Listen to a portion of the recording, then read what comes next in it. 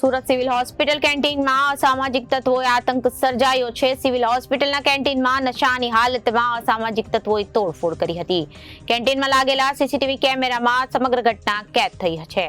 Surat civil hospital કેન્ટીનમાં અસામાજિક તત્વોનો આતંક યથાવત થઈ રહ્યો છે। સિવિલ હોસ્પિટલના કેન્ટીનમાં નશાની હાલતમાં અસામાજિક તત્વોએ તોડફોડ કરી હતી અને કેન્ટીનમાં લાગેલા સીસીટીવી કેમેરામાં ઘટના કેદ થઈ હતી। 10 થી વધુ અસામાજિક તત્વોએ કેન્ટીન પર પથ્થરમારો પણ કર્યો હતો। હોસ્પિટલમાં આવેલા દર્દીઓ અને સગાઓમાં ભાગદોડ મચી ગઈ હતી। સુરત સિવિલ હોસ્પિટલના મેઇન ગેટની પાસે નાસ્તાની દુકાન ચલાવતા દુકાનદાર સાથે માથાકૂટ કરી હતી। એક યુવકે દુકાનદાર સાથે ઝપાઝપી કરી હતી।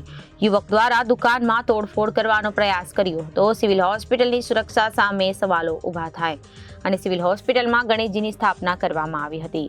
આ સમયે નવી સિવિલ હોસ્પિટલના અલગ અલગ 4 વોર્ડમાં ગણેશજીની સ્થાપના કરાઈ હતી। વિસર્જનના દિવસે સ્ટાફ દ્વારા વોર્ડની બહાર જ ટબમાં બાપાની પ્રતિમાનું વિસર્જન કરી વિદાય આપવામાં આવી હતી। વિસર્જનમાં નશાની હાલતમાં સામાજિક તત્વો પણ જોડાઈ ગયા હતા અને કેમ્પસમાં આવેલી કેન્ટીનમાં મફતમાં પાણીની બોટલ સહિત નાસ્તો માંગતા હતા। કેન્ટીન ચાલકે પૈસા માંગતા મારામારી કરવાની સાથે સાથે તોડફોડ પણ કરવામાં આવી હતી।